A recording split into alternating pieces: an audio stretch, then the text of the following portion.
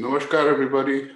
Uh, Today is the birth anniversary of Sangita Acharya Pandit Radhika Moitra, and we are fortunate and privileged to speak to one of his disciples, one of his senior post disciples, Pandit Narendranath Dhar. Narendra, namaskar. Namaskar. And I am really honored, Somo. And first of all, my pranam to Guruji. And I am very much sentimental whenever I think my Guruji. And moreover, this is his birthday. I would like to pay my homage through my music. so the rag that you are playing, tell us a little bit about it. It was one of uh, Panditji's most favored rag.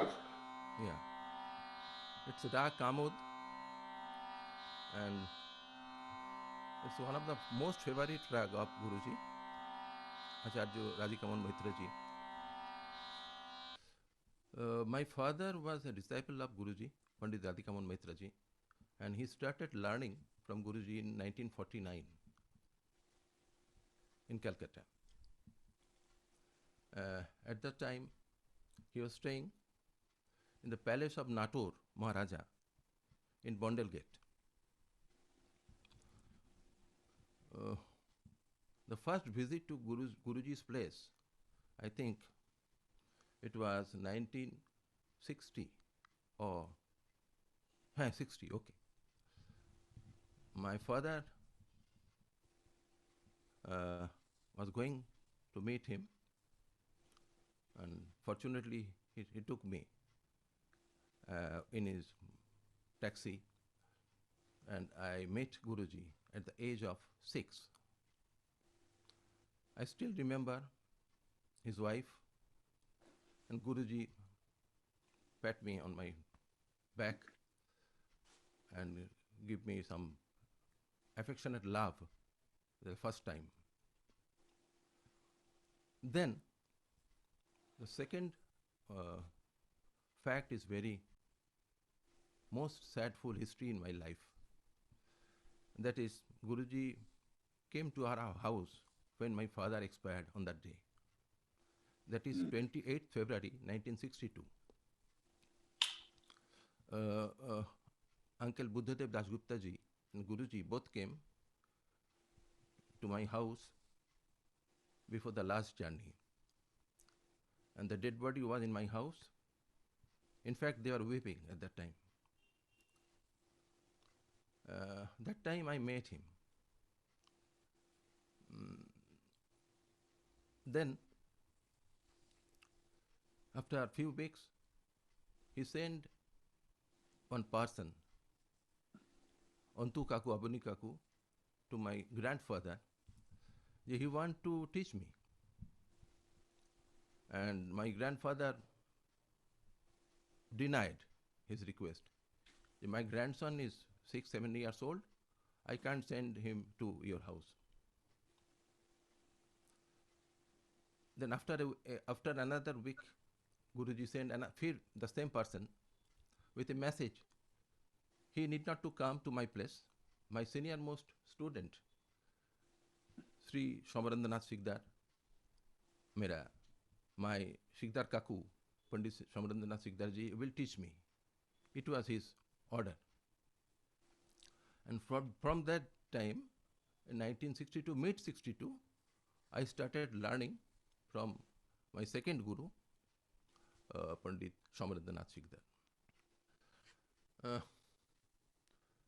in my So, childhood, I always uh, disturbed my father when he was playing Sarod or practicing Sarod or teaching any student. So he felt something that perhaps I have some interest on this instrument.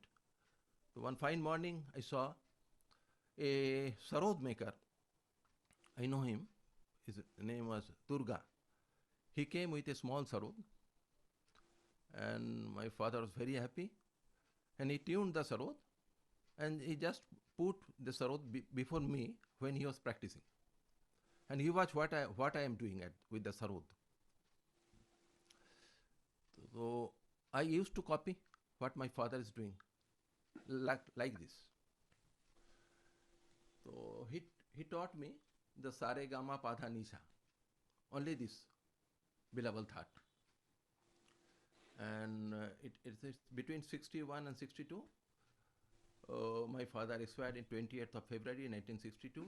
Then Shamur Kaku started teaching me. The lesson Sasar, I recollect that he taught me Sasare Re Gaga Mama Pava Dada Nisha first, only this. And till 1968, mid 68, I learned from Shamur Kaku. Guruji put a condition that Norden should come in my house every 3 months or after 6 months, and he will watch what I am doing. Shamur Kaku with me and another student, Chaitali from Khorda, he used to take us to Guruji's house, and he used to listen what we have learned. This is the first thing. Then in 68, he told my mother to take me in a program, Uttar Kalikata Sangeet Samaj. And Guruji, I came to know later that he started a new sarod from that day. It was a big palatial house. In the courtyard there was a program. Saukat Ali Khan Sahab was accompanying. And after program, I met him and namaskar kiya. So he told my mother, your son is now elder. Please send him to my house. So my mother accepted his order. And from May 68, I started learning from him. তুমি অনেকবার ওনার সঙ্গে একই মঞ্চে বাজিয়েছো। অনেক। তো as a performer ওনার সঙ্গে বাজিয়ে তোমার অভিজ্ঞতা কি? ওনার পারফরম্যান্স স্টাইল সম্বন্ধে কি বলবে তুমি? তুমি ওনার বাজনার অভিজ্ঞতা না আমার অভিজ্ঞতা কোনটা বলবো? আগে বাজনার অভিজ্ঞতা বলিনি। মানে তুমি ওনার সঙ্গে একই মঞ্চে বসে ওনাকে দেখেছো বা তারও আগে ওনার বাজনা শুনেছো, ওনার বাজনা স্টাইল সেইটা সম্বন্ধে আমি একটু শুনতে চাইছি। ওনার বাজনা স্টাইল বলতে গেলে প্রথমেই বলতে হবে আমরা রাগ শুরু করি আলাপ দিয়ে এবং আলাপের যে প্রথাগত ট্র্যাডিশনাল যে সিকোয়েন্স যে স্টেপ সেটা উনি ভীষণভাবে মেনটেন করতেন আলাপে। এবং আলাপের মোটামুটি যে 3টে স্টেজ, একটা হচ্ছে বিলম্বিত, তারপরে মধ্যলয়, তারপরে দ্রুত লয়ের বোলের কাজ ইত্যাদি, ঝালা ইত্যাদি। এবং এটা অনেক ডিটেইল বলবো তোমাকে। তো এগুলো একটা ইউনিক অ্যাপ্রোচ ওনার মধ্যে ছিল। এবং আমি পরে যখন প্রথমে তো খুব ভয় পেতাম, ওনাকে জিজ্ঞেস করতে পারতাম না। পরে যখন জিজ্ঞেস করতাম তো কখনো উনি বলতেন শেষের দিকে যে এইগুলো কিভাবে উনি ডেভেলপ করেছেন। প্রথমে বলতেন যে আমার গুরু যে আমির খান সাহেব শেখাতেন, ওখানে কিন্তু খুব ধ্রুপদ অঙ্গের আলাপচারী আমির খান সাহেব কোনোদিনই শেখাননি ওনাকে। এমনি আলাপচারী যেভাবে রাগের বাড়াত হয় সেভাবে উনি বলতেন। আর গাতকারি উনি খুব শিখিয়েছেন, কিন্তু আলাপচারী উনি ম্যাক্সিমাম দবির খান সাহেবের কাছে শিক্ষা নিয়ে তারপরে একটা আলটিমেট টোটাল বাজনা ওনার তৈরি করেন। এবং এই প্রসঙ্গে আমি বলি, আলাপ আমরা শিখেছি যেভাবে আলাপের যে নিয়ম সেটা সব রাগের কিন্তু এক নয়। তুমি যদি ইমন আলাপ বাজাও, আর হামির বাজাও বা কামদ বাজাও, এই তিনটের আগের আলাপের একটা ধরন তো আছে, ধাঁচা আছে, কিন্তু রাগাঙ্গ অনুযায়ী এই আলাপগুলো সাজাতে হবে। এই ইমানে তুমি পরপর একটার পর একটা প্রোগ্রেশন নি সা রে গা করলে, কিন্তু কামদে তো তা করা যাবে না। কামদের একটা রাগ অঙ্গ আছে, হুম, সেটা দেখাতে হবে। বা হামির করতে গেলে তার একটা অঙ্গ আছে, সেটা দেখাতে হবে। জয়জয়ন্তী করতে গেলে সেটা দেখাতে হবে। সেটার জন্য যদি আমি ধা নি সা করে 5 মিনিট কাটালাম, রাগটাই সামনে এলো না প্রথমে। উনি এটাও বলতেন যে রাগটা কিন্তু খুব তাড়াতাড়ি সামনে আসা দরকার। হুম, এটা এটা মেন। তাছাড়া কিভাবে স্বরের প্রোগ্রেশনটা হবে, মানে আমরা কোত্থেকে কোথায় কিভাবে যাব, এটা ওনার প্রত্যেক নিজে গাইতেন এবং বুঝিয়ে দিতেন এইভাবে হয়। এটা বিলম্বিত আলাপের কথা বলছি। আর কিছু নিয়ম আছে যেগুলো আজকালকার দিনে হয়তো অনেকে ফলো করেন না। যেমন আলাপের মোহরা, এটা মাস্ট, এটা ধ্রুপদের একটা অঙ্গ। হুম, হুম, রে রে রে না, রে রে রে না, এটা রে রে রে না, রে রে না, রা রা রা রা রা রা রা, রে রে নু, এই এটা উনি বরাবর নিতেন। আর তারপরে মধ্যলয়ের আলাপ, মধ্যলয়ের আলাপে এটাকে উনি বলতেন ওনার কথা অনুযায়ী মধ্য জোড়, মধ্য জোড়, হুম, হুম। আর হিন্দিতে বলে মধ্য জোড়। তো এটাতে গমকের কাজ, এবং গমক কিভাবে প্রথমে কিভাবে বাজাবো, পরে কিভাবে বাজাবো, এই এই এই জিনিসগুলো কিন্তু খুব ইম্পর্টেন্ট। যদি বলো তো আমি একটু ডেমনস্ট্রেট করেও দেখাতে চাই। নিশ্চয়ই।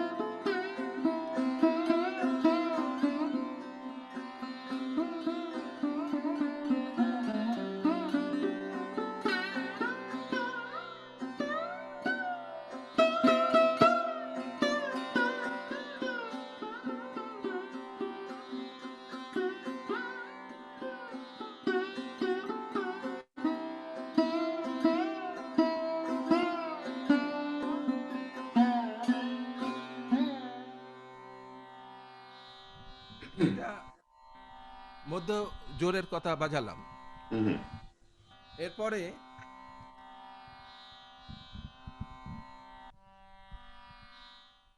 আমাদের ঘরের সিগনেচার বলতে পারো এর পরের পার্টটা, সেটা হচ্ছে জোড়। এখানে তোমার কাছে আমার বলা খুব প্রয়োজন, কারণ তুমি আমার গুরু ভাই এবং সাথে সাথে একজন শরৎ বাজাও, আর আমার গুরুর রাস্তায় তুমিও চলো। আমি ওনার কাছে দীর্ঘদিন জোড় শিখেছি এবং জোড়ের সম্বন্ধে ওনাকে আমি বারবার বলতাম আমি শিখতে চাই এগুলো। তো বিভিন্ন রকমভাবে উনি জোড় শিখিয়েছেন। তো বেসিক কিছু জিনিস প্রথমেই বলবো, এটা একটু ভেবো। দা, দা দিড়, দা দিড় দাঁড়া, এই তিনটে যদি আলাদা আলাদা এক একটা পার্ট ভাবো, যেমন গুরুজির বাজনা তুমি ভালো করে লক্ষ্য করো, জোর প্রথম দিকে উনি দা দিয়ে বাজাতেন বহু জায়গায়, যেখানে অন্য কোনো স্বর রা পর্যন্ত থাকতো না, দা থাকতো, চিকারি থাকতো। এরপরে দা আর দির কম্বিনেশন, এটাকে উনি বলতেন কম্পাউন্ড, যেটা যে তানটাকে আমরা বলি লড়ি। Mhm. লড়ি এইটা নিয়ে আমি শরৎ সেমিনার বোম্বেতে অরবিন্দ পারিক সাহেব একটা করেছিলেন, তাতেও আমি এই জিনিসটা বাজিয়ে শুনিয়েছিলাম যে গুরুজি বলেছিলেন দা আর দির যে তান করি আমরা, ইভেন দা ধীরে ধীরে ধীরে দা ধীরে ধীরে ধীরে দা ধীরে ধীরে, এটা যদি তানে বাজাই, লড়ন দুটো তারকে লড়ানো, পা সাথা সাথা সাথা নি সাথা সাথা সাথা, এটা লড়ন্ত। কিন্তু যদি একটা তারে সা ধীরে ধীরে ধীরে ধীরে ধীরে ধীরে ধীরে দা ধীরে ধীরে ধীরে দা, এটা তান যদি বাজাই তো এটাকে বলবে লড়ির তান। আর এটা যখন মালার মতো একটার সাথে আরেকটা জুড়ে একটা কন্টিনিউয়াস একটা চেনের মতো তৈরি করা হয়, সেটাকে বলা হয় লড়লাপেট। Mhm. আর লড়গুধাও হচ্ছে যেখানে দা দেড় দাঁড়া, এটা আমার গুরু সব থেকে মাহির ছিলেন এই এই এই জায়গাটায়, যেটাকে আমরা ইন শর্ট টার্ম বলি একারা ধীরে ধীরে। Mhm. এই ওয়ার্ডটা আমি ডেমনস্ট্রেট করতে পারি, হ্যাঁ, আহ, যদি তোমরা তোমাকে দেখা ওনার আশীর্বাদ থাকলে দেখাতে পারি, কিছুটা চেষ্টা করব। নিশ্চয়ই এটা ডকুমেন্টেড হওয়া দরকার, and it দেখো is important because it is also required for the future students to know this aspect of হ্যাঁ bolkari playing in string instrument. হ্যাঁ, আর এর ভাঁজ উনি বলতেন যে দেখ, এই ডান হাতটা তোকে কন্ট্রোল কন্ট্রোল করবে কোন দিকে তুই যাবি, your right hand will control you, you have to practice দা দা দিড় দাঁড়া। আচ্ছা, এটার সিকোয়েন্স কিভাবে আসে আমি একটু দেখাতে চাই, Please. যদি যদি Sure. হতে পারে।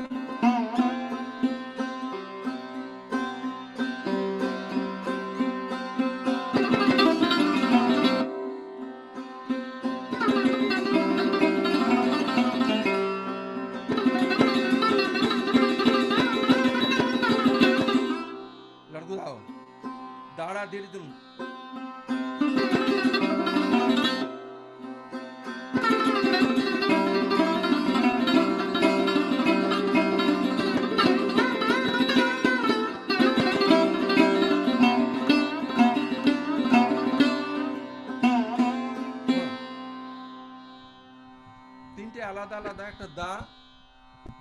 একটা দা দীর, আর একটা দা দীর দাঁড়া। আস্তে শোনাচ্ছি।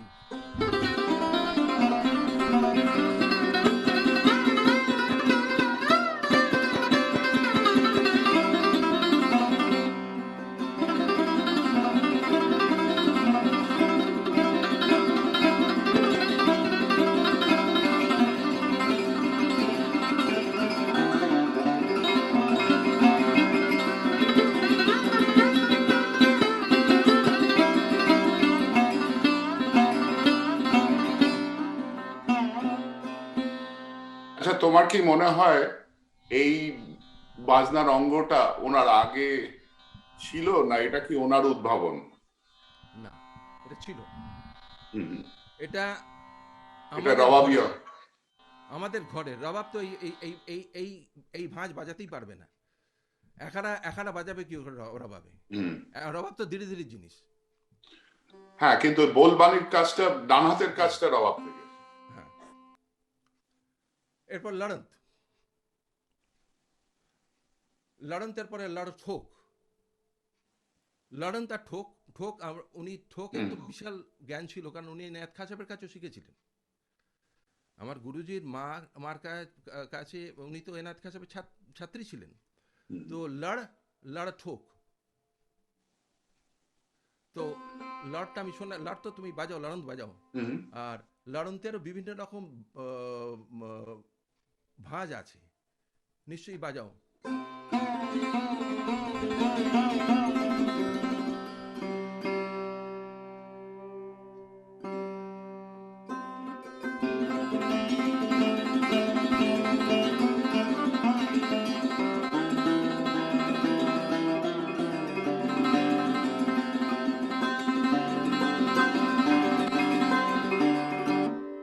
দেখো চিকারিটা ইউজ করছি আমি।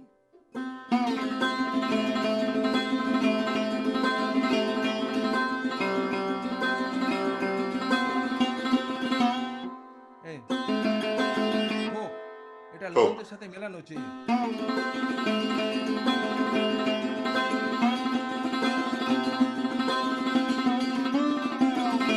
গুরুজির কাছে শেখা। হুম। উনি বললেন এটাকে তুমি লড় ঠোক বলো, কারণ লড়ন্ত আর ঠোক দুটো মিষ্টি। ঠোক তো উল্লাট আর সুলাটের হ্যাঁ, ব্যাপার। উলট ঝাল। সুলাট হচ্ছে আর উলাট হচ্ছে। হুম।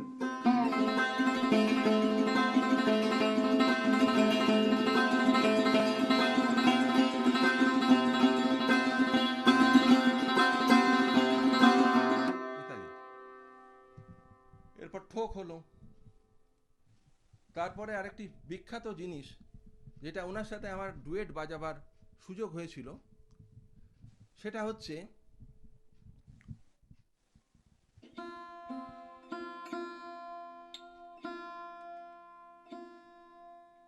তালবদ্ধ আলাপ। সেটা হচ্ছে তারপরন। হুম।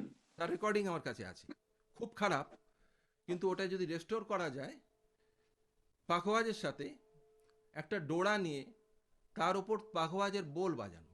উনি পাখোয়াজও তো অনেক ভালো জানতেন। হুম। ধাগিতেটে তাগিতেটে গদি ঘিরে নাকিতেটে কাতেটে তাঘিনে তাকিতেটে ধানে ধানে ধাতেটে ধানে ধানে ধাতেটে ধানে ধানে ধা। এটা শরদের জবাতে কিরম করে বাজাবে উনি দেখাতেন। তেটে ধানে ধানে ধা, এটা খোলা যাওয়ার ব্যাপার। ওখানে কিন্তু দা ধীরে ধীরে ধীরে দাঁড় দাঁড় বাজাব না। ধীরে দাঁড় দাঁড় দা, ধীরে দাঁড় দাঁড় দা, ধীরে দাঁড় দাঁড় দা, এরম বলটা উচিত। ধাগিতেটে তাগিতেটে গদি ঘিনে নাকিতেটে কাতেটে তাঘিনে তাকিতেটে ধানে ধানে ধাতেটে ধানে ধানে ধাতেটে ধানে ধানে কা দে ইত্যাদি। আর ঝালাটা যিনি ওনার বায়াতেন, ঝালাটা তোমায় শুনিয়ে দিচ্ছি। দেখো কি ঝালা এটা।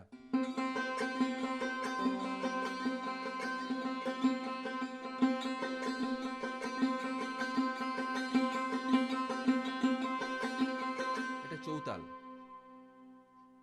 দাঁড়ারা দাঁড়ারা দাঁড়ারা দাঁড়ারা দাঁড়ারা দাঁড়ারা দাঁড়া দাঁড়ারা দাঁড়। এটা হচ্ছে ডোরা। হুম। এর ওপরে বোল বাজবে, ওর সাথে পাখওয়াজ বাজবে, আর তার সাথে এই টুকরো টুকরো করে সময় আসা রূপাজ করে এইটা বলো। আমাদের যে ঘরের বন্দিশ, হ্যাঁ, সেটা একটা খুব রিচ, এবং সেটার সিলসিলা চলে আসছে ওস্তাদ মুরাদ আলী খাঁ সাহেবের পর থেকে পরবর্তীকালে ওস্তাদ আবদাল্লাহ খাঁ, ওস্তাদ মোহাম্মদ আমির খাঁ সাহেব এবং রাধুবাবু, এবং তারপরেও বুদ্ধ কাকা, আমার গুরুজি, এনারা সকলেই এনরিচ করেছেন ঘরানাকে। তো এই যে আমাদের ঘরানার একটা বন্দিশের একটা স্ট্রাকচার বা framework, how is it different from other gharanas, contemporary gharana? দেখো, এখানে আমার জবাবটা আমি যাই দেব, তোমাকে যা বলবো, কন্ট্রোভার্সি না হোক এটা আমি চাই, কন্ট্রোভার্সি হোক এটা চাই না, কিন্তু আমার ব্যক্তিগত অভিজ্ঞতা তো আমি বলতেই পারি, যেটা আমি ফিল করি। আচ্ছা, এখানে একটা কোয়েশ্চেন আমি বলছি, কারণ তুমি পরবর্তীকালে ওস্তাদ আমজাদ আলী খান সাহেবের কাছেও কিছুদিন তালিম নিয়েছো, তো ওনার যে স্টাইলটা সেটা তুমি দেখেছো, কিন্তু রাধুবাবুর স্টাইল বা সেনিয়া শাহজাহানপুরের যে ফ্রেমওয়ার্কটা, এইটার ইউনিকনেসটা সম্বন্ধে বিশেষ করে কম্পোজিশনের ক্ষেত্রে ওনার স্টাইলের সাথে ওস্তাদ আমজাদ আলী খান সাহেবের স্টাইলের সাথে গুরুজির স্টাইল একেবারেই মেলে না। মানে বাজনার প্লেয়িং টেকনিক্স বা যদিও কিছু কিছু জায়গায় ঠিক আছে, কিন্তু বন্দিশের ব্যাপারে তো একবারই হয় না, কারণ ওনারা অনেক বেশি ধীরে প্রয়োগ করেন। আর আমাদের ঘরের বন্দিশের যে মেন বিউটিটা, সেটা হচ্ছে আমাদের ঘরের বন্দিশে মীর এবং রাগটাকে মানে এস্টাবলিশ করার যে পদ্ধতিতে আমরা করি, বন্দিশ তো দেখো রাগটাকে দাঁড় করায়, আলটিমেট বন্দিশ বলে কি, একেবারে বন্দিশ একটা বাধা হওয়া জিনিস যেটা রাগটাকে সামনে এনে দেয়, এনক্যাপসুলেটিং দ্য রাগা। হ্যাঁ, আমি তোমাকে নাম বলবো না, দুই চারটে জাস্ট স্ট্রোক দিয়ে কিছু জিনিস বাজিয়ে শোনাবো, তুমি শুনে আমায় বলো যে এটা কি কি ব্যাপারটা ঘটছে বন্দিশে। আমি তোমায় দেখাবো এটা, আমি বলবো কোথায় কোথায় শুনেছি। এই বন্দিশটা আমি বাজাচ্ছি তোমার কাছে, এটা জ্ঞানবাবুর সাথে রবীন্দ্র সদনে শুনেছিলাম, একটা মহা বিপজ্জনক একটা মানে স্মৃতি তৈরি করে দিয়েছিলেন উনি। কি করেছিলেন সেটা এখন আমি বলবো না, কিন্তু শোনো বন্দিশটা।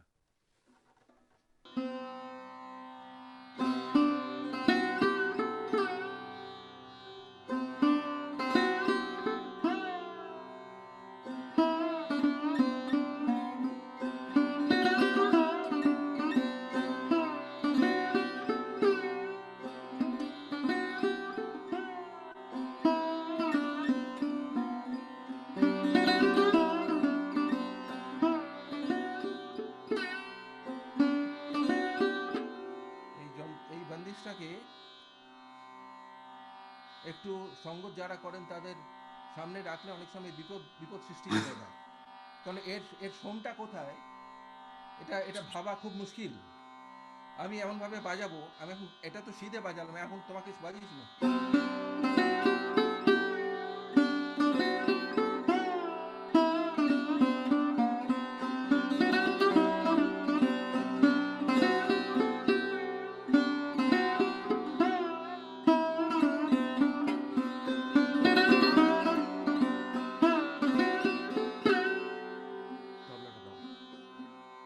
পায়ে শোনো।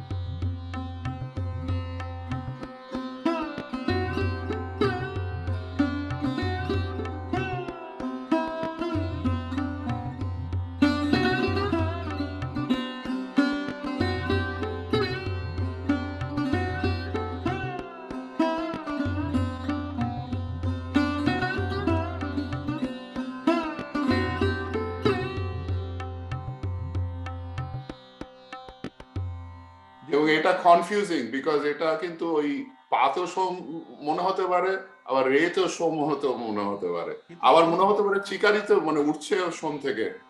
একটা মুখটা তো আসে অবিট থেকে, হ্যাঁ, মুখটা মুখটা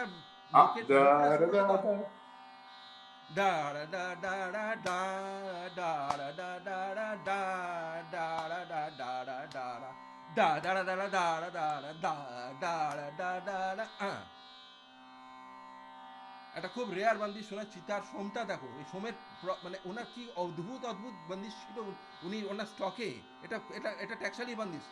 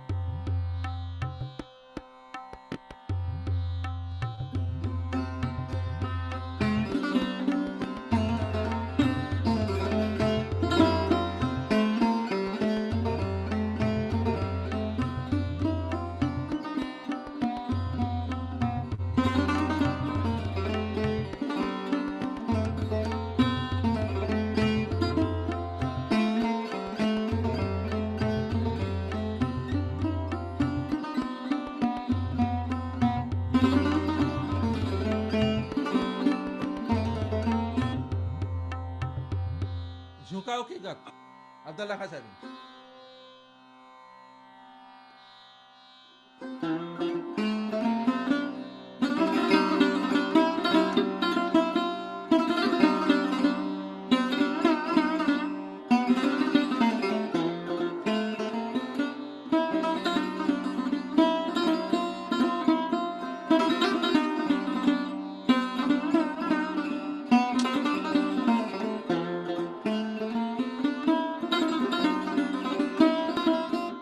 তবলার সাথে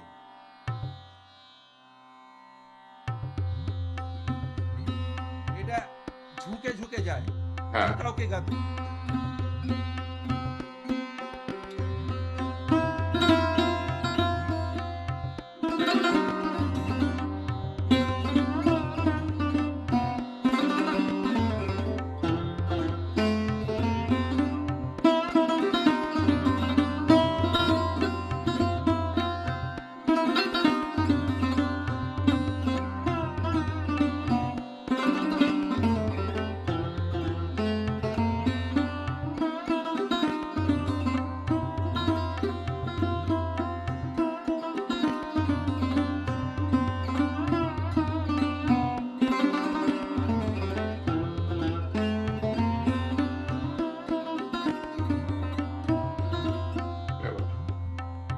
তো এগুলো এবং আমাদের ঘরে এই কাফির ওদের একটা বিশাল ভান্ডার আছে, বিশেষ করে কাফির যে এক্সপ্রেশন সেটা একটা কাফি বলো জিলা বলো জিলা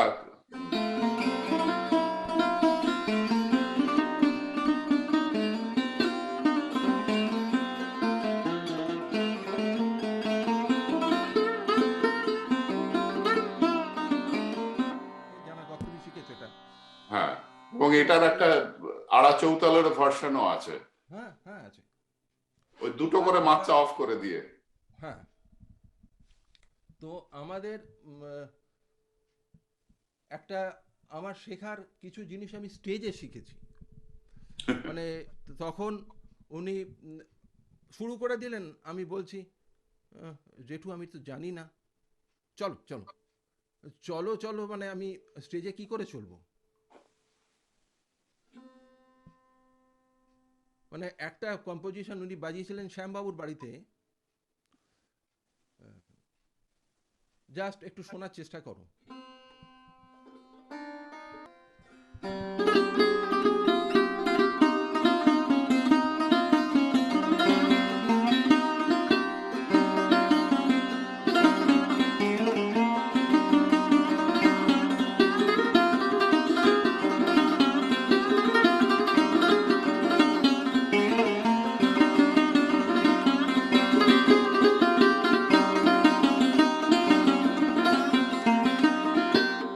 শ্যামবাবু হাই হাই করছেন যে দাদুবাবু কার বান্দিস শোনো তবলার সাথে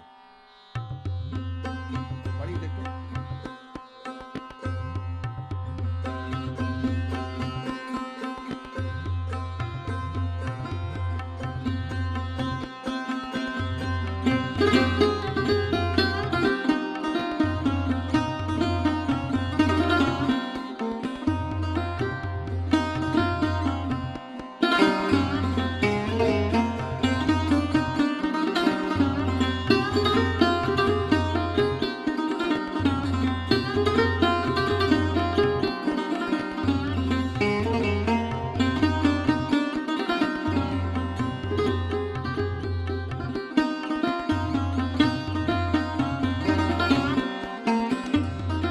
এটা এক আবর্তন যতটা বাজালাম এক আবর্তন কমিয়ে দে ছেড়ে বন্ধ করে দে দ্রুত শোনো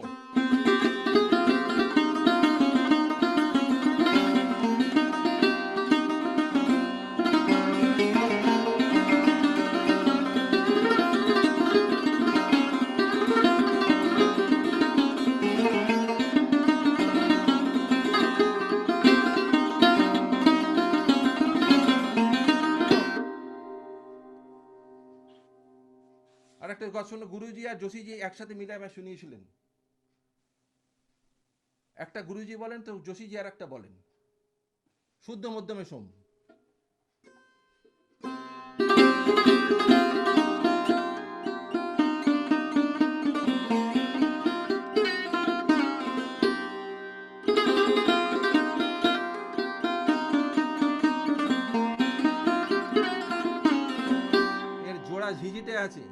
সম্ভবত তুমি শুনেছিলে ক্লে ব্রাউন ইনস্টিটিউটে হুম হুম জোড়া ইউসুফ আলী খান সাহেবের বন্দিশ, জসিজির গুরু।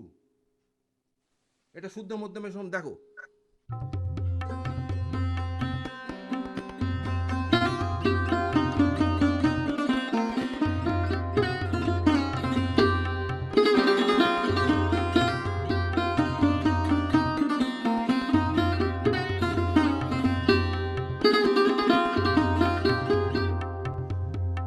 এর জোড়া আছে ঠিক এই গদটারই, ঝিঁঝির, যেটা গুরুজিকে অ্যাকম্পানি করেছিলাম ক্লেম ব্রাউন ইনস্টিটিউটে হিরুবাবুর সাথে। হ্যাঁ সম্ভবত সেটা তুমি এটা শুনেছি। 1976-77 এর ঘটনা হ্যাঁ, যত।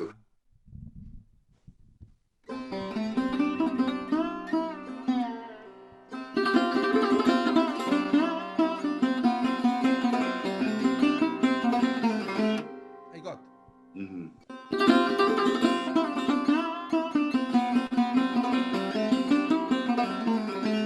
দুটো নি, ঝিঝিটে দুটো নি, শুদ্ধ নি আর হুম কোমল নি দুটো নিয়ে নেয়। কামাজ স্টার্টার। হ্যাঁ, ঝিঝিটে চারটে স্বর দুটো দুটো লাগে, যেমন দুটো গান্ধা দুটো নিষাদ। এও ঝিঝিটের একটা প্রকার আছে। এটা আমার গুরুর খুবই ঘনিষ্ঠ একজন ছিলেন, আমাদের লখনৌর Marris college principal doctor Ratan Jhankarji. ওনার বন্দিশ, বিখ্যাত বন্দিশ মেরো মনে সখী। মেরো মানে সখী। হ্যাঁ,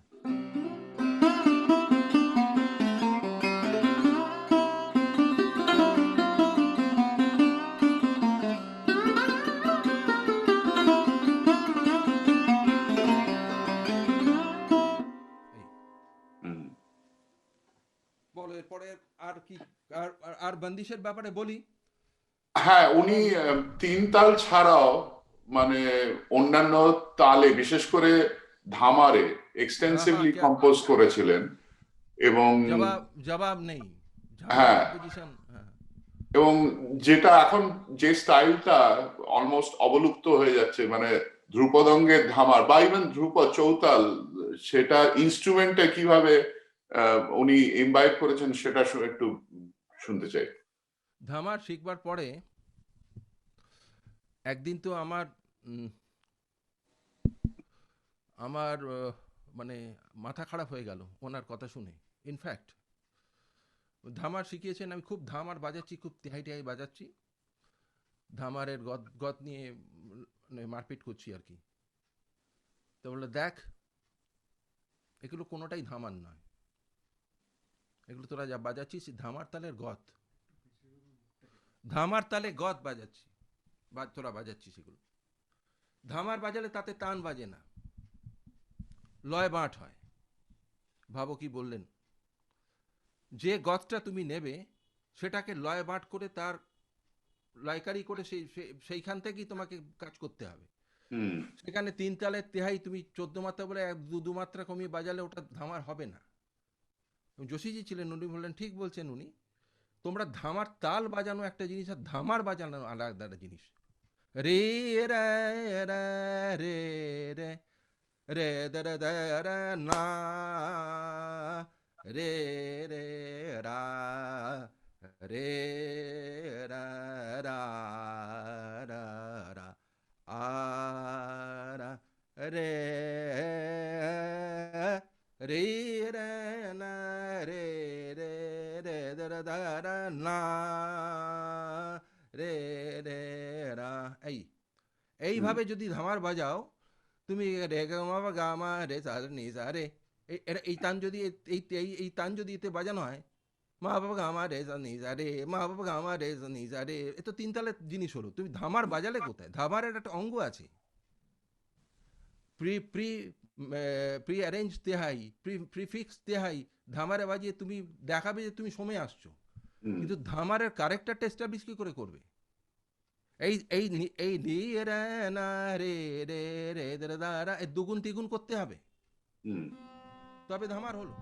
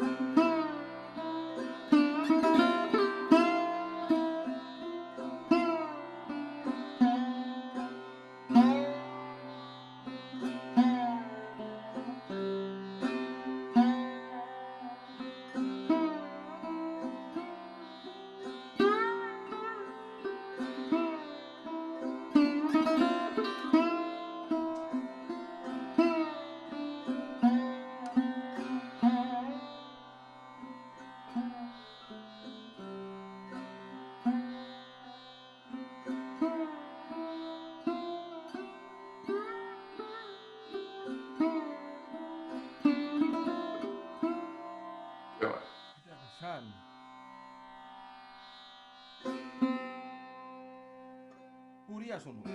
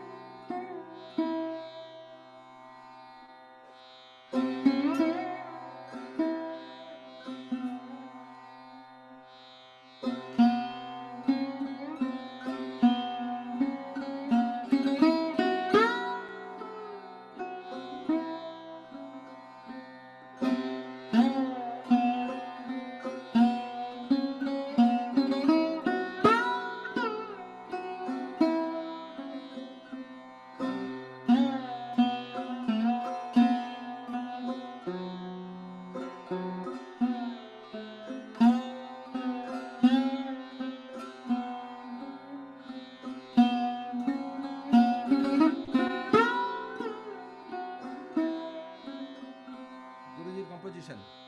unusual song. ইউটিউবে একটা আমার ধামার আছে, হামিরে বাজিয়েছি এর সাথে, আনন্দদার সাথে, ওনার গত।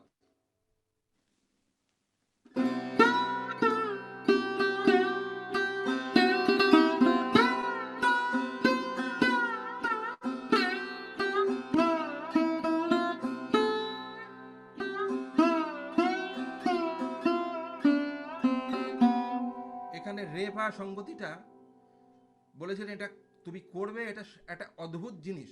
রেপা, রেগা মাধা রেপা।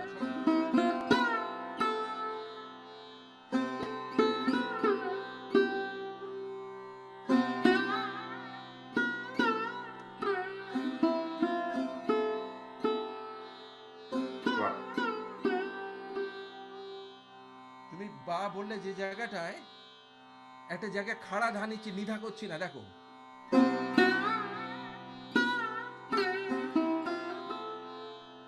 ওইটার জন্যই বাবারা বললাম।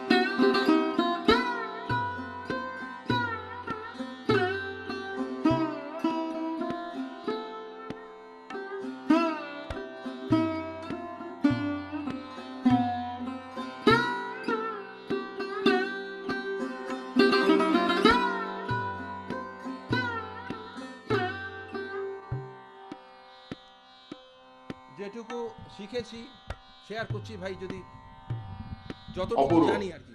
হ্যাঁ, আচ্ছা একটা জিনিস জিজ্ঞেস করছি। আমি অন্তত আমার গুরুজির কাছে শিখেছি, অনেক আমাদের ঘরে বন্দিশ আছে যেগুলো অনেকগুলো ওনারই বানানো।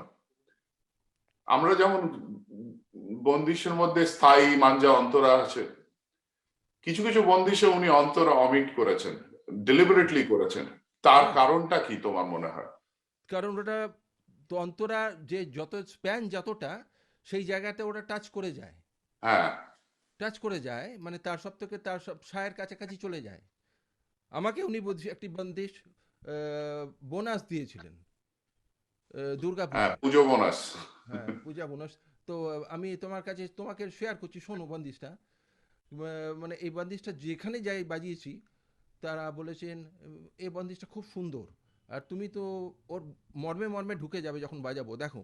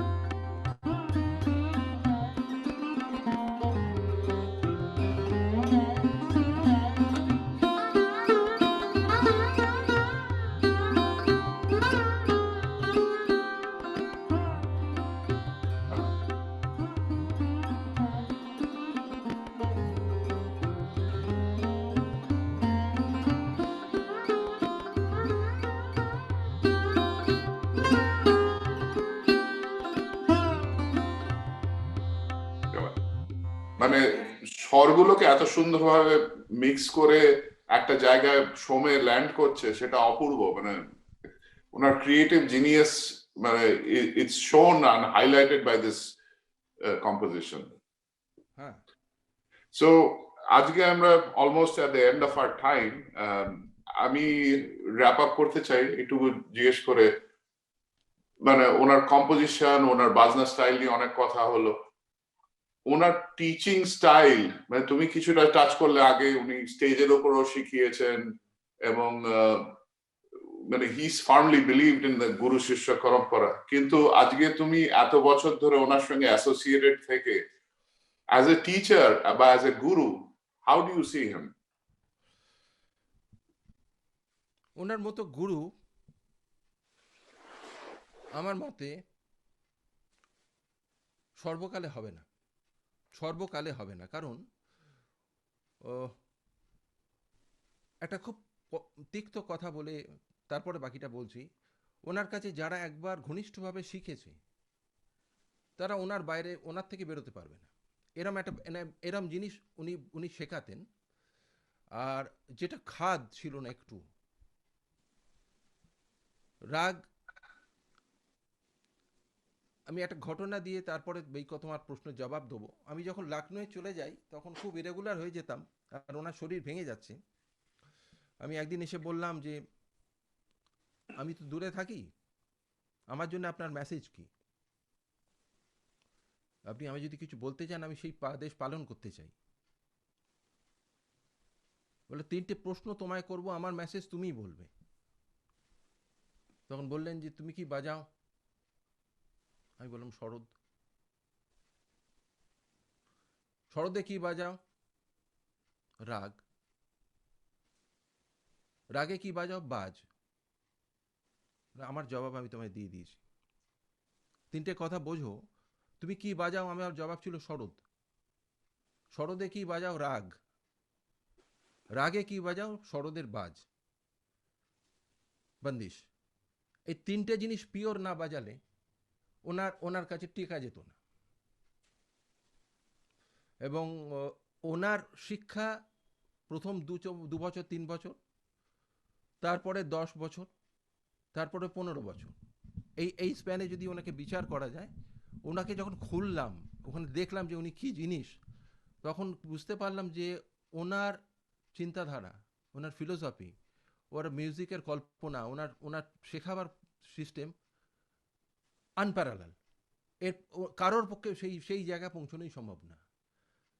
আজকে আমরা মসজিদ খানিগতের কথা একটা জিনিস না বললে আজ এই অনুষ্ঠানে ভুল হবে।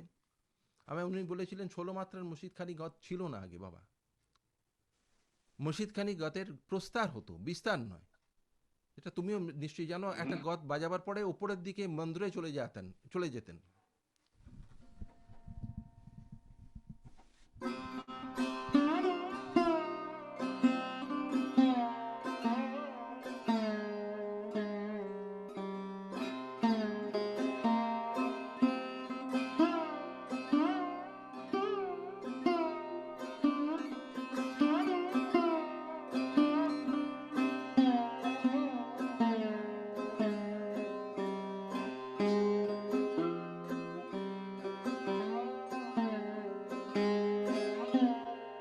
এতে দিরি দাঁড়া বাজছে, কিন্তু এটাকে ওপরের মন্দির অব্দি নিয়ে যাচ্ছি আমি।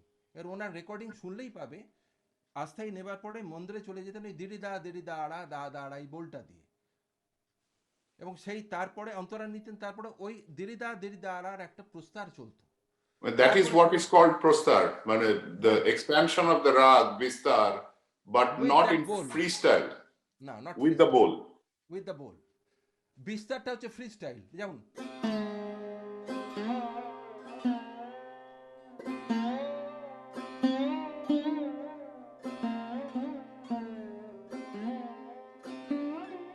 এটাতে কোনো বোলের ফিক্স বোল নেই, এটা বিস্তার। আর প্রস্তার হচ্ছে ওই বোল বাণীটা নিয়ে চলা, এবং আস্থাই অন্তরা সঞ্চারী আভোগের যে স্প্যান তার উপরে। আভোগ আর অন্তরার মধ্যে কি তফাৎ? দুটোই তার সপ্তকে টাচ করে। এখন আভোগ আর অন্তরা তফাৎ কেউ আমাকে উনি বোঝাতেন, বুঝিয়েছি শেষের দিকে। এই হলো। আর ঝালার ব্যাপারে ঠোকেতে উনি একটা জিনিস আমাদের তালিম করেছিলেন, সেটা বলা দরকার। সেটা হচ্ছে ধুয়া মাঠা পার মাঠা, চিকারির তালে বোল বাজানো। চিকারির তালে বোল বাজবে,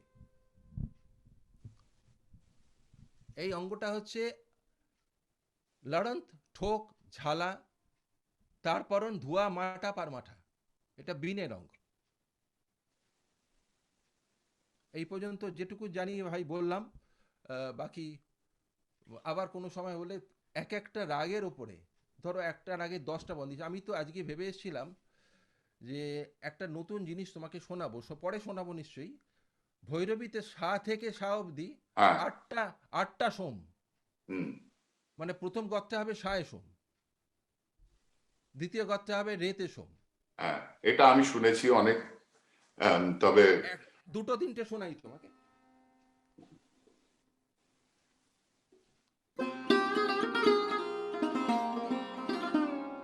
রে রে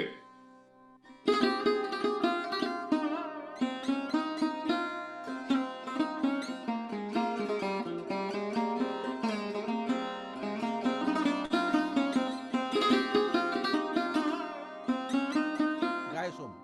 গা।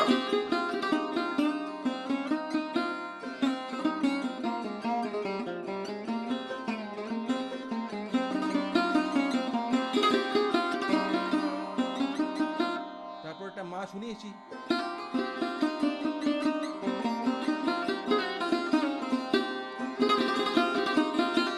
পায়সম।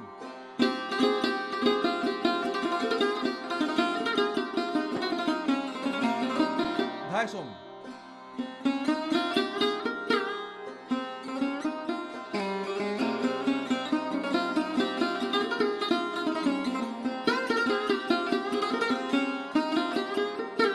গুরুজি সুবদ্ধ সঙ্গীতের রেকর্ড, সুবদ্ধ সঙ্গীতের রেকর্ড গুরুজির, শোনো।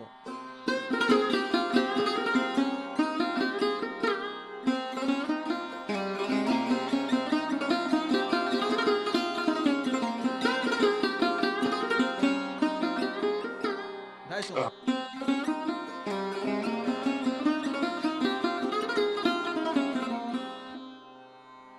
আর আমি ঠিক ঠিক করে এসেছিলাম যে 8টা স্বরের সোমের গাত আলাদা আলাদা শোনাবো এবং সেটা বাজাবো একটু একটু করে।